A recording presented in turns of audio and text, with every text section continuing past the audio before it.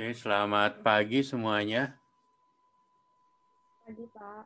Pagi, Pak. Kita mulai ya. Pagi, Pak. Kita mulai, nanti itu ada rekamannya bagi yang telat bisa ikut di rekamannya aja. Bentar nih, masuk lagi.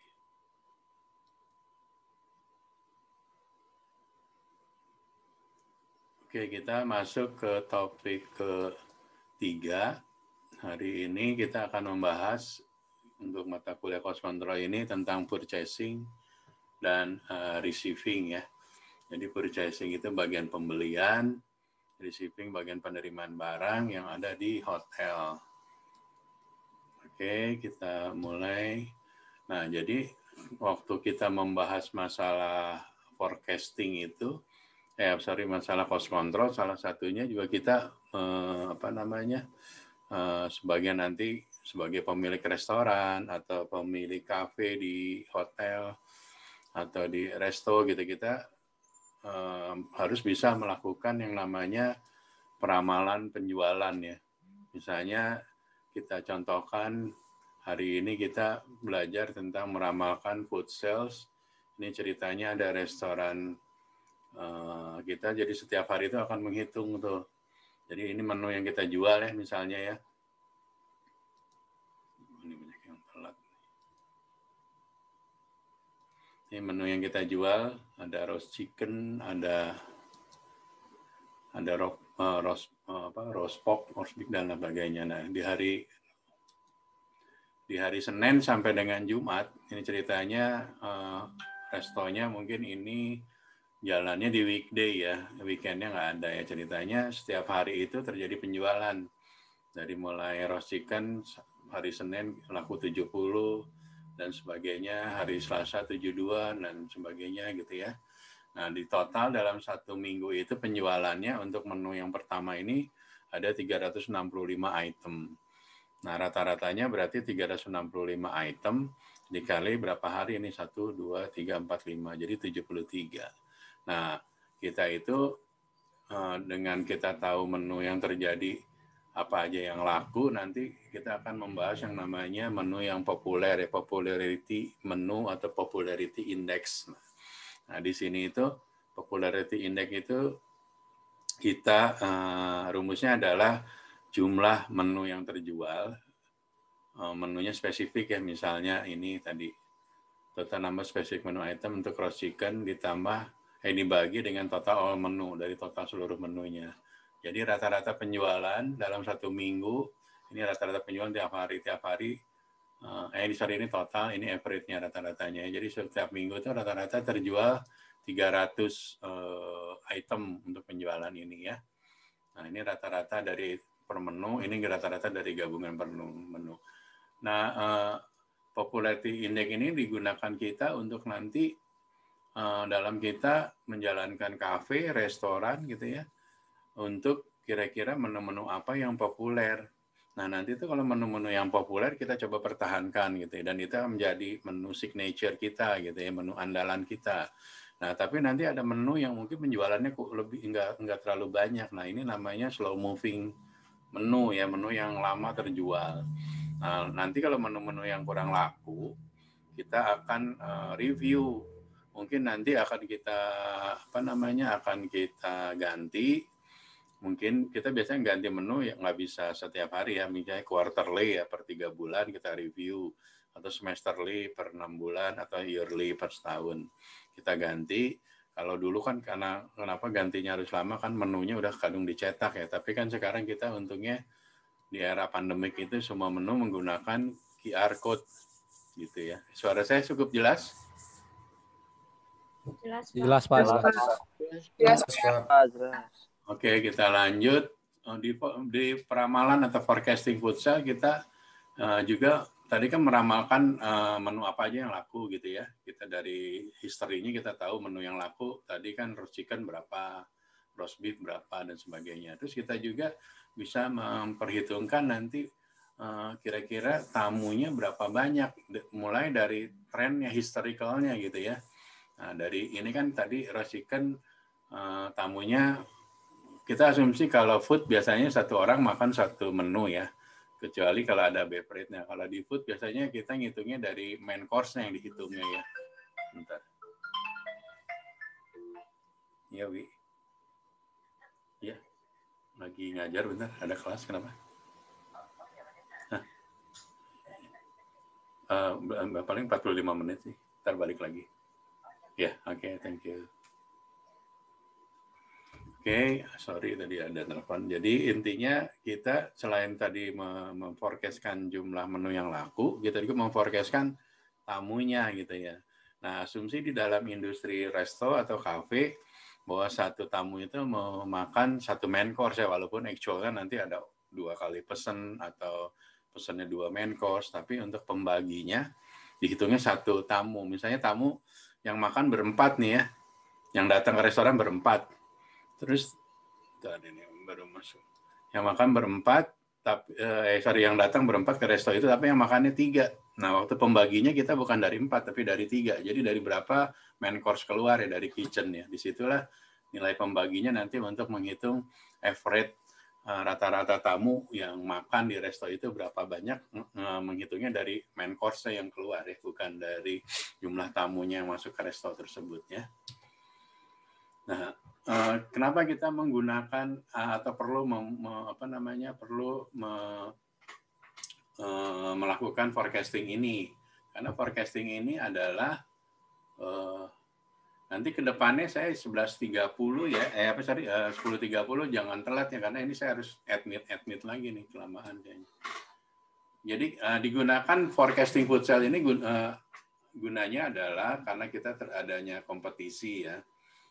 Kita misalnya ada restoran di Kemang atau kafe di Kemang dengan banyak begitu kan, kita harus bersaing sesama kafe yang sama atau sesama jenis resto. Nah, kompetisi itu mempengaruhi nanti menu yang akan kita jual. Bisa kita harus diferensiasi atau kita stoknya juga harus seperti apa gitu. Itu mempengaruhi. Jadi kompetisi mempengaruhi warna dari kafe atau resto atau hotel pun sama gitu. Jadi kita main marketnya siapa nih, targetnya siapa gitu loh untuk ininya. Terus pengaruh dari cuaca juga ya, cuaca juga akan mempengaruhi bahwa menu-menunya mungkin nanti akan disesuaikan ya. Dulu ada beberapa restoran mungkin kalau di puncak karena hawanya dingin, jadi hot food itu sangat sangat digemari gitu ya, atau sangat laku. Nah itu jadi karena ada masalah uncertainty dengan beberapa kondisi ini, jadi kita harus bisa mencoba melakukan variasi-variasi dalam menjalankan resto, kafe, ataupun hotel sekalipun. Terus hari-hari special event atau hari-hari libur itu menjadi juga semacam projection bagi kita gitu ya. Kalau misalnya hotel atau restoran, kalau lebaran itu kan orang banyak makan misalnya di mall gitu ya.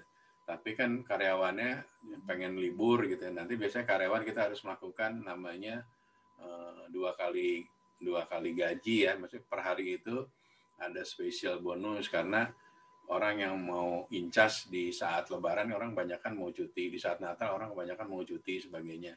Tapi orang yang orang yang bekerja di hari lebarannya atau hari Natalnya kita kasih compensate ada bonus gitu supaya hotel atau restorannya bisa tetap operation di saat libur atau di saat libur panjang gitu ya. Nah, terus kalau restoran yang nempel dengan rumah sakit, dormitory, hotel, dan sebagainya juga harus melakukan yang namanya juga ini ya, ketergantungan ya. Misalnya kalau kita restorannya ada di office building, berarti kan jualan kita hanya di weekday. Nah, sekarang gimana caranya ngisi weekend-nya nih gitu loh. Beberapa gedung-gedung di Jakarta itu, resto yang punya ballroom segala macam, dia convert di hari weekend-nya dia jual mungkin untuk wedding event atau social event atau apapun daripada kosong gitu ya. Nah, selain ini kita juga harus melakukan advertising. Kita dengan kondisi seperti ini, kapan kita lakukan advertising-nya yang efektif, terus dan sebagainya ya. Kita lanjut. Nah, juga kita melakukan tadi kan yang food, sekarang kita beverage. Nah, beverage ini yang agak harus hati-hati ya, karena ini beverage ini kan biasanya imported item, harganya mahal, berarti kita harus melakukan stok yang benar-benar dengan kira-kira penjualan kita gimana nih gitu loh. Karena ini barang mahal nih. Kalau barang mahal disimpan di gudang kan berarti uangnya idle capacity. Jadi kita harus coba bahwa barang yang di gudang itu bisa dipakai dan terjual gitu ya. Nah, biasanya kalau di beverage sale kan ada alcoholic item ya. Alkoholik itu bisa dari beer, wine, dan spirit.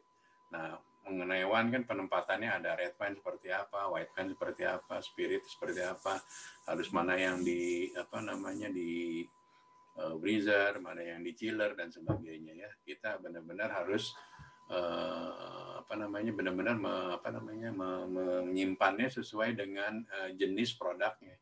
Produk yang memang di suhu kamar atau suhu dingin itu harus benar-benar kita ini jangan sampai salah, yang harusnya di suhu dingin disimpan di suhu kamar, barangnya nanti rusak, spoil ya istilahnya nanti kalau di restoran atau di kafe atau di hotelnya. Nah, nanti kita juga belajar namanya standar recipe di cost control itu. Jadi untuk membuat satu menu, nanti itu menu kan executive chef atau nanti bartender juga ada recipe untuk beverage, membuat yang namanya standar recipe ya. Jadi untuk membuat roast chicken itu instruction cooking methodnya adalah menggunakan misal di sup sama ini, nanti metode cookingnya seperti apa. Ini kita biasanya saat ini kita udah nggak manual ya, jadi kita semuanya by system. Kita akan sistem dimasukkan ke dalam sistem, resipi menu dari F&B, food dan beverage semua masuk. Porsinya seperti apa, portion size-nya, nanti hitungan cost-nya seperti apa. Nah, untuk membuat roast chicken misalnya membutuhkan chicken quarter ya, ukurannya misalnya berapa gram gitu ya, terus butter, salt, pepper dan sebagainya. Nah, ini dari sisi hanya resipi menu yang di kitchen. Waktu nanti ke cost control, nanti di sini di kolomnya ditambah lagi ada cost-nya berapa rupiahnya gitu ya.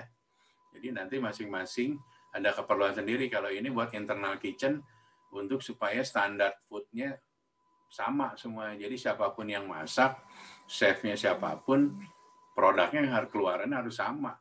Nggak boleh orang beda-beda, itu namanya nggak konsisten nantinya.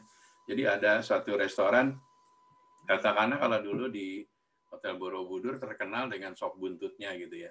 Itu sop buntut di Borobudur itu bisa sehari itu bisa jualan sampai 1 ton gitu, nggak salah saking lakunya dulu itu ya.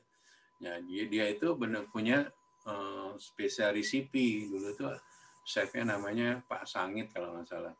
Dia itu membuat sampai dengan disajikan itu prosesnya panjang. Nah, dan itu standar recipe itu biasanya ya harusnya sih dimiliki oleh semua ya, tapi beberapa chef punya ada trik-trik sendiri gitu supaya makanannya beda gitu.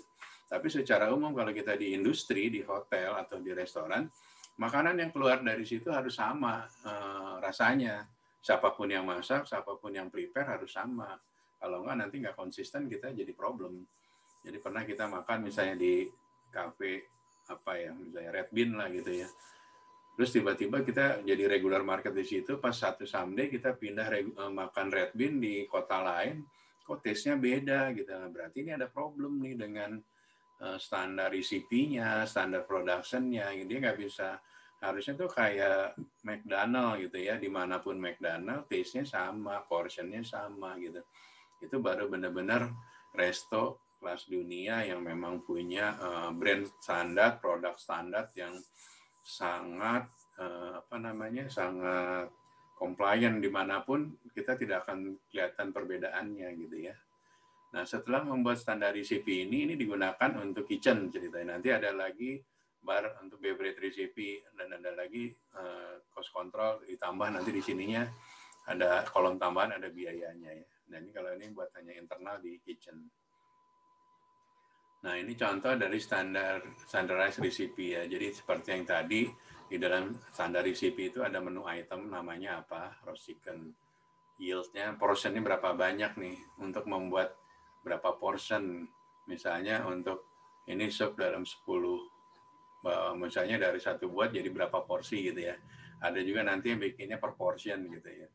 Ada misalnya kayak nasi goreng mungkin bikinnya langsung banyak, nanti tinggal plating dibagi jumlah plate-nya berapa banyak. Jadi di total number of portion juga dicantumkan di sini. size-nya, portion-nya harus jelas, nanti termasuk garnish-nya, presentation-nya itu harus ada fotonya. Nanti di kitchen itu ada foto ya, nanti kamu kalau training di kitchen itu ada fotonya, mau presentasinya, misalnya T-bone steak atau sirloin steak yang keluar dari hotel A itu template-nya atau modelnya produknya seperti ini. Dan itu harus standar. Siapapun, chef-nya, cook-nya, kominya yang masak, siapapun harus sama. Nah, biasanya di restoran atau di kafe besar ada menu book ya. Kalau misalnya lupa gitu si cook-nya baru, dia harus lihat dari portionnya. Tapi umumnya sih kitchen udah bikin preparation. Jadi untuk satu menu tuh udah ada, nanti ini menunya ingredientnya apa aja, bumbunya apa aja, nanti udah ada di situ. Jadi akan sama harusnya ya. Tapi tetap kalau di hotel umumnya atau di kafe juga, biasanya sebelum keluar ke tamu, si chef harus tes dulu. Masuk nggak nih hari? Bisa jadi si cook-nya masaknya overcook atau kurang manis, kurang asin, dan sebagainya ya. Nah, ini juga ada preparation-nya modelnya gimana, cooking metodenya midanya gimana, terus waktunya berapa lama. Nah, nanti baru cost-nya yang di cost control ini, nanti ada di sini ada cost, ada kolom baru namanya cost itu ya di cost control ya. Nah, selanjutnya kita juga di dalam industri hotel atau kafe, kita ada satu topik penting, yaitu namanya pembelian ya. Bisa dibayangin kayak Shangri-La Jakarta gitu ya. Shangri-La Jakarta atau Mulia Jakarta itu beli daging itu sehari bisa berton-ton tuh, karena sebelum kejadian pandemik ya, misalnya Shangri-La tuh jadi lupa itunya, misalnya atau enggak di Ritz-Carlton itunya Sailendra gitu kan ya, restonya tuh kita tuh jualan itu bisa banyak sekali gitu, harus beli daging, telur segala macam, dan tiap hari itu harus rutin. Nah, karena rutin ini kita harus sistemnya harus benar, jadi mulai pembeliannya harus benar. Kadang-kadang di hotel bintang 5 tuh purchasing team itu bisa 10 orang, jadi satu spesialis juga membeli misalnya food, satu spesialis beli beverage, satu spesialis beli barangnya housekeeping dan sebagainya. Karena itemnya itu banyak sekali, itu bisa ribuan item. Ya bisa dibayangin aja untuk memasak kan ingredientnya atau bumbunya itu kan banyak, jadi produknya akan banyak gitu ya. Nanti ada yang dry store, ada yang perishable dan sebagainya ya. Jadi di purchasing itu kita melakukan suatu prediksi, kira-kira kita harus belinya apa aja, kapan saja. Terus di hotel atau di resto kita akan melakukan yang namanya market comparison ya. Jadi kita harus punya pembanding, 3 vendor pembanding. Jadi harga daging itu misalnya kalau vendor daging yang paling gede itu kan Sukanda di Indonesia, Sukanda, terus ada lagi misalnya Indofood gitu ya, atau satu lagi meat-nya apa. Nah, dari 3 itu kita bandingin nih dari segi harga gimana, misalnya paling bagus Sukanda atau Indoguna gitu kan. Terus dari sisi delivery-nya gimana nih gitu loh.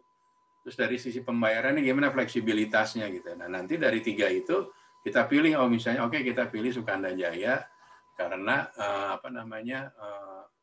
harganya lebih murah, delivery-nya lebih bagus, dan sebagainya. Nah, sesudah itu kita akan membuat kontrak dengan tadi kita misalnya pilih Sukanda gitu, kita akan kontrak dalam 1 tahun. Kontrak dalam 1 tahun harga tidak boleh berubah gitu ya.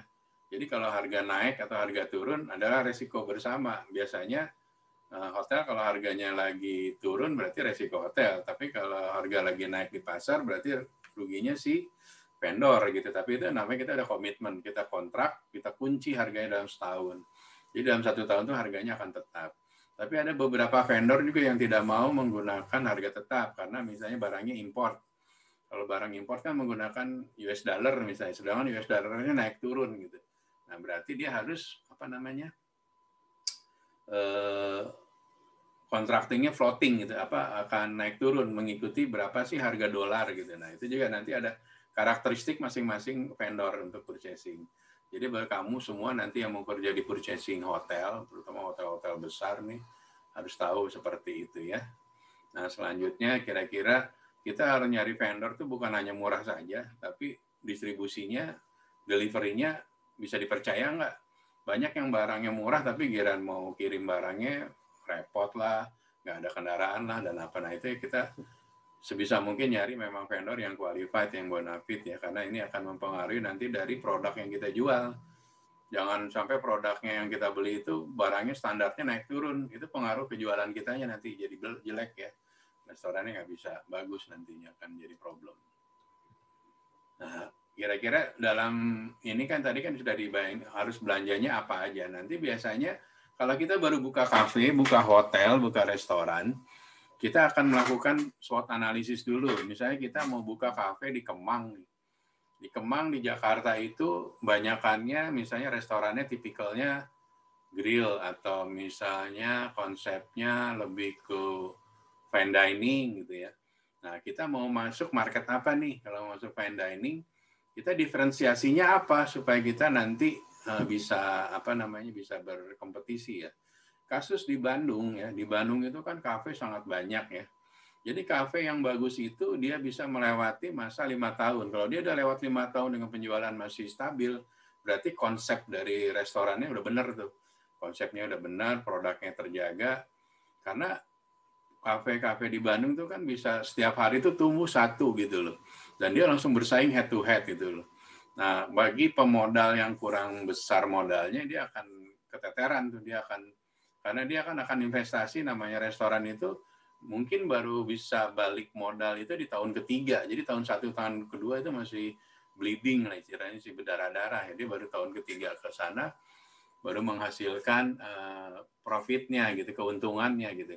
Jadi Anda bisa bayangkan kalau restoran baru 3 tahun tutup berarti itu rugi gitu ya.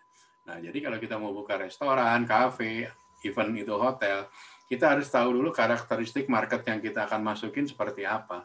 Seperti tadi di Bandung dengan banyaknya orang Bandung kan kreatif gitu ya, banyak restoran-restoran, kafe-kafe di Dago, di mana. Terus kalau di Jakarta, di Kemang kan sepanjang Kemang itu kan dulu restoran segala macam gitu ya. Kita harus punya produk yang diferensiasinya bunyi, itu jelas gitu. Perbedaan resto kita, kalau kita resto yang konsepnya hampir sama, level of service-nya tidak ada bedanya, ya agak-agak sulit dan susah untuk kita bersaing ya. Jadi make sure once kita mau buka resto, kafe, pastikan marketnya, konsepnya seperti apa supaya kita nanti tidak bisa kompetitif, bisa tahan lama gitu ya. Karena yang saya bilang tadi, investasi bikin kafe bisa di Kemang, sewa tanahnya aja bisa sebulan mungkin berapa puluh juta, ratus juta gitu kan, belum ngebangunnya. Nah, sudah gitu kan investasi furniture, investasi point of sales-nya dan segala macam itu cukup besar. Diperhitungkan mungkin resto bisa 3 tahun, 5 tahun balik modal.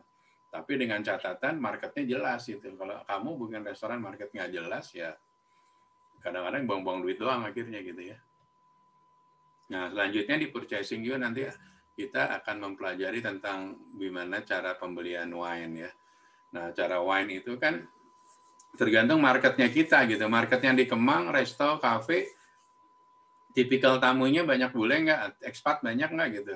Terus dia minumnya per botol, per gelas atau apa gitu. Jangan sampai kita salah pilih gitu loh. Saya misalnya ada hotel di luar kota, marketnya tidak terlalu banyak foreigner, terus jualannya per gelas gitu. Ya bisa dibayangin mungkin baru laku 1 gelas, mungkin akan laku lagi the next 3 months gitu.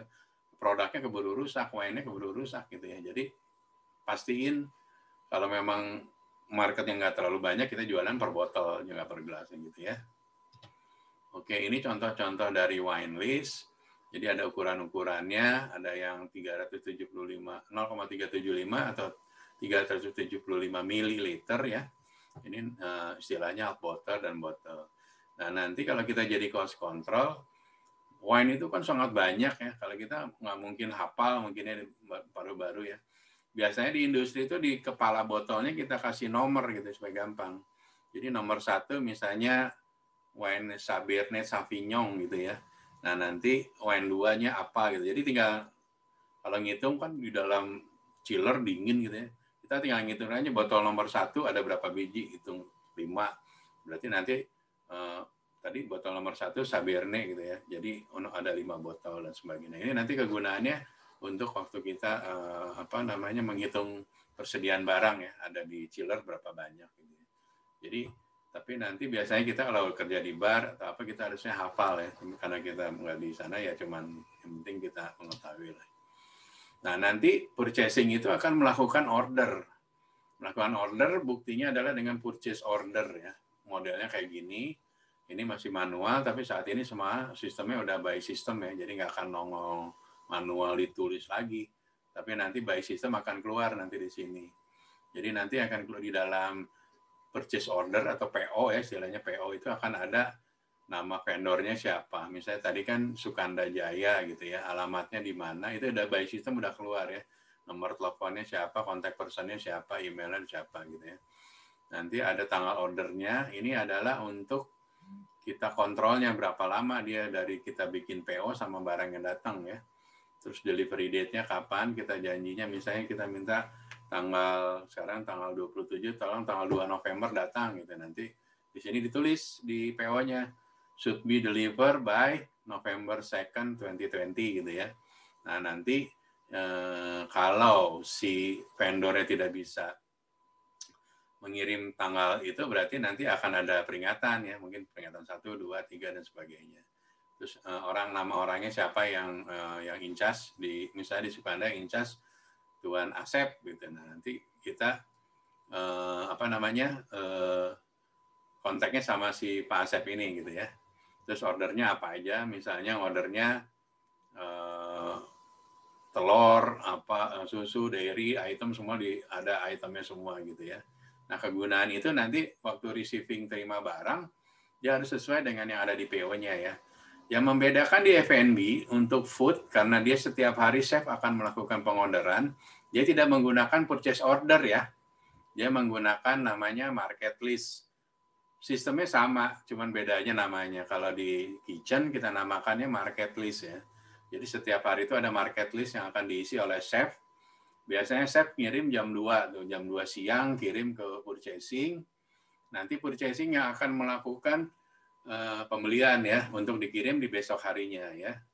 Nah, jadi itu adalah prosedur-prosedurnya, delivery-nya seperti apa. Nanti ada komennya ya, misalnya barang tolong langsung dikirim bisa ke pastry, dikirim langsung ke butcher dan sebagainya. Ini jadi nanti waktu si vendornya ngirim datang ke receiving langsung dikirimnya bisa ke production langsung gitu ya. Oke, sekarang kita lanjut. Habis PO. Nah, setelah purchasing melakukan pembelian, di jam 2 ini kan dia telepon, kirim fax, kirim email, barang-barang apa yang akan diminta didatangkan esok hari. Nanti besoknya receiving akan terima barang nih. Nah, receiving itu waktu nerima barang, lokasinya ada tempat khusus. Kalau di hotel, vendor yang lain tuh masuknya tidak dari depan ya, nantinya ada back area atau namanya loading dock ya. Loading dock itu area untuk barang receiving terima barang ya. Jadi semua supplier masuknya lewat loading dock ini ya. Terus nanti si receiving juga harus punya alat untuk terima barang, misalnya untuk ngecek suhunya daging masuk atau ayam gitu ya.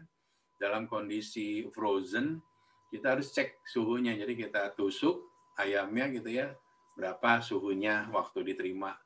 Nah, itu ada standarnya nih. Misalnya si chef mintanya standarnya katakanlah suhunya harus misalnya minus berapa gitu kan.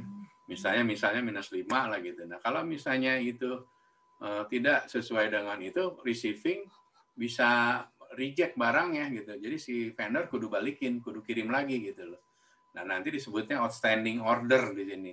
Jadi barang yang belum terkirim sudah dikasih PO tapi barangnya salah dibalikin, nanti outstanding order ya. Jadi si vendornya harus balik lagi, kirim lagi ke hotel atau ke restoran untuk yang kurang-kurangnya itu. Nah, receiving juga harus mempunyai schedule terima barang ya, karena setiap hari itu kan kayak bayangkan aja Shangri-La atau Mulia, setiap hari itu receiving terima barang, makanan aja bisa truk-trukan gitu ya, atau bok-bokan gitu.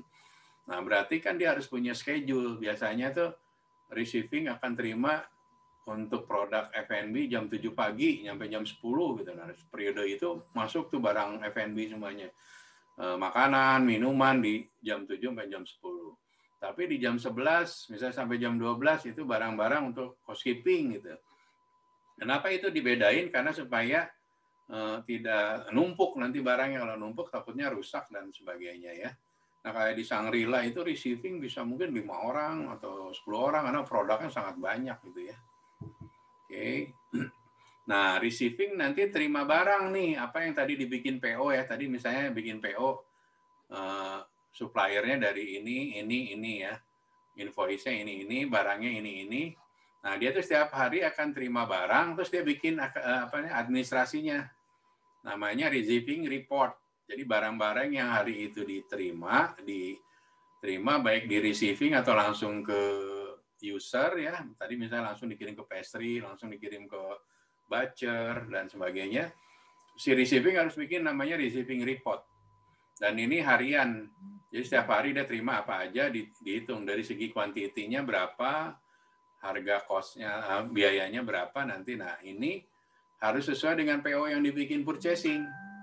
Nah, jika ada perbedaan, bisa jadi barangnya, tadi kan PO-nya misalnya minta 5, datangnya 2, berarti outstanding 3 ya. Nah, berarti si purchasing nanti akan otomatis bikin outstanding PO ya. Nanti dia harus kirimin untuk sisanya. Nah, receiving ini harus terima tiap hari. Dasarnya receiving juga terima, nanti di receiving area itu ada foto-fotonya gitu loh. Untuk daging itu sirloin gambarnya harus begini, misalnya meat-nya. Berapa gram, 1 whole, terus misalnya semangka, kalau dipotong itu merahnya warnanya seperti ini, tanpa biji, dan sebagainya ya. Jadi ada standar purchase specification ya. Jadi itu harus standar, jadi purchasing visinya sama, receiving sama, user sama, kitchen sama gitu ya. User memberikan pedoman ke purchasing dan receiving. Si chef akan bilang, saya kalau mau daging ayam harus ukurannya misalnya 600 gram. Kondisinya frozen gitu misalnya ya. Nah, itu speknya itu benar-benar harus diiniin. Jadi jangan sampai nanti receiving terima ya. Dikirim ke kitchen-nya reject. Ini nggak sesuai standar gitu. Nah, makanya dibikinin standar yang sama. Jadi barang yang sama itu diterima di receiving, diterima di kitchen, PO-nya juga si purchasing nggak salah, berarti sudah sesuai dengan standar purchase specification ya. Oke, kita selesai sampai di sini. Ada pertanyaan dari adik-adik sekalian, ada yang ditanya?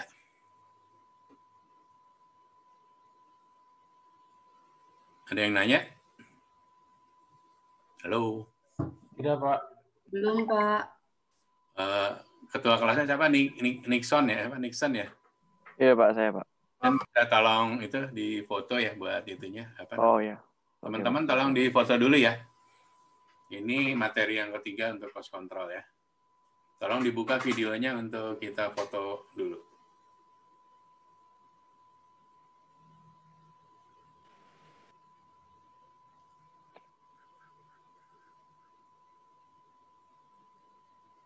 Ini udah ada pelajaran di kitchen juga nggak sih di sini? Udah belajar praktek di kitchen juga? Sudah, Pak, semester 2. Oh, udah semester 2 ya. Sudah, Pak. Cuma sampai UTS, Pak.